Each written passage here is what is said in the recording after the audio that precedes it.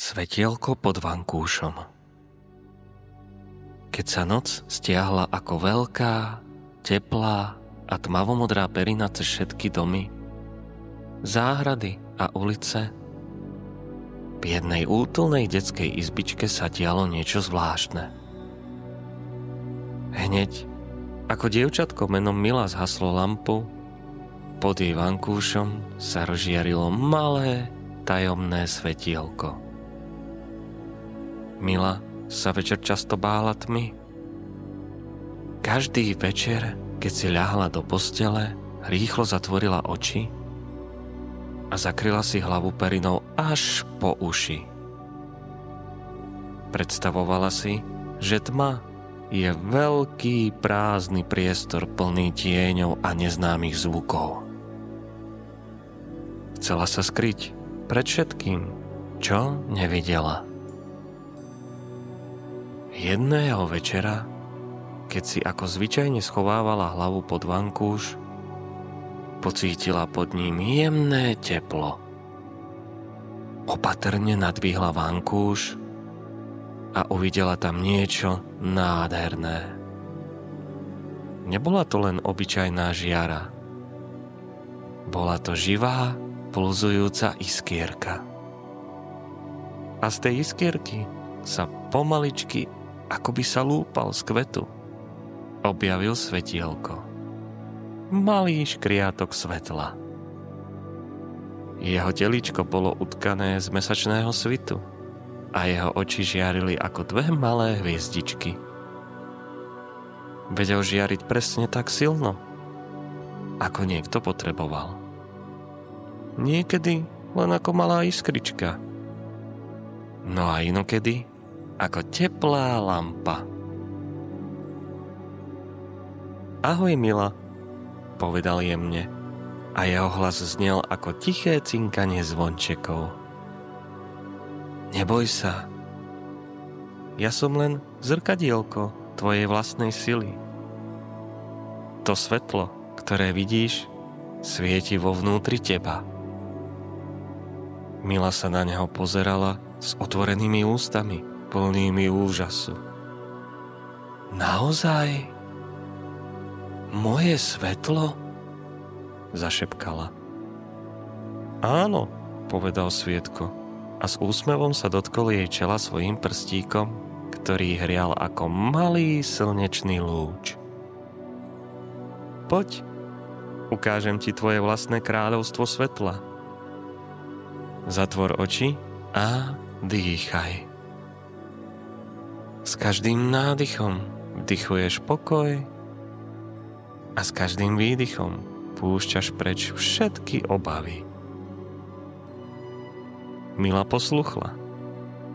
Zatvorila oči, zhlboka sa nadýchla a zrazu sa jej izbička začala meniť. Posteľ sa premenila na elegantnú loďku z bieleho dreva.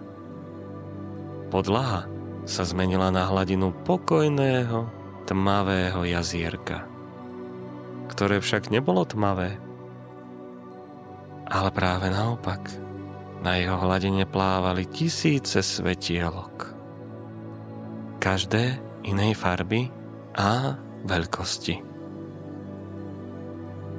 Loďka sa pomaly pohla a začala plávať po tomto magickom jazere. Čo sú to za svetielka? Spýtala sa Mila. Každé jedno svetielko, vysvetľoval Svietko, je spomienkou na chvíľu, kedy si bola odvážna, láskavá alebo silná. Kedy si použila svoje vnútorné svetlo, ukázal na jedno jasné, žlté svetlo. Pozri, toto je spomienka, ako si sa učila bicyklovať. Spadla si, ale postavila si sa a skúsila si to znova. Toto je tvoja odvaha. No a potom ukázal na jemné ružové svetielko. A toto je chvíľa, keď si objala svoju mamku. Pretože si videla, že je smutná. Toto je tvoja láskavosť. A ďalšie modré svetlo pripomínalo chvíľu, keď povedala kamarátke nie. Aj keď sa bála, že sa na ňu bude hnevať. Toto bola jej sila postaviť sa za seba. A tak plávali ďalej a Mila videla svetielka za každý pekný obrázok, ktorý nakreslila. Za každú pesničku, ktorú zaspievala. Za každú pomoc, ktorú ponúkla. Svietko ukázal na jedno, ktoré žiarilo najteplejšie. Priamo uprostred jazera. A toto, Mila, toto je tvoja láska k sebe. Žiari vždy, keď si na seba dobrá. Keď sa na seba usmeješ v zrkadle a aj keď si sama. Keď si povieš, že si šikovná a aj keď sa ti niečo nepodarí. Toto svetlo je najdôležitejšie, pretože z neho sa rozsvecujú všetky ostatné.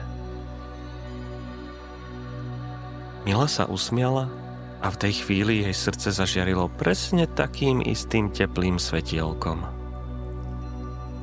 Zistila, že pod jej vankúšom nie je len tma, ale aj tajné dvere do jej vlastného vnútra. Do miesta, kde svieti istota, láskavosť a nekonečný pokoj. Keď sa jej loďka pomaly vrátila späť a zmenila sa opäť na jej teplú postielku, Svietko jej ešte zašepkal do uška. Tma nie je tvoj nepriateľ, Mila. Tma je len pokojné plátno, na ktorom môže tvoje vlastné svetlo žiariť najkrajšie. A teraz, milé deti, môžete zatvoriť očká, presne tak ako Mila. Predstaviť si, že aj pod vašim vankúšom svieti malá, teplá iskierka.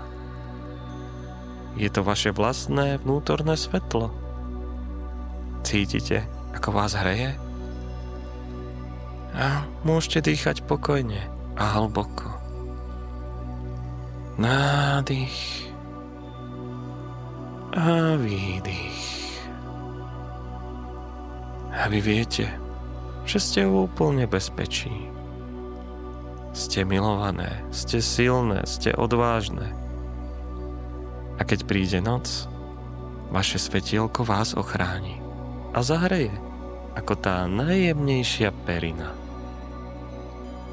A vaše sny budú dnes spokojné, jemné a plné tej nádhernej krásy, ktorá je ukrytá priamo vo vás.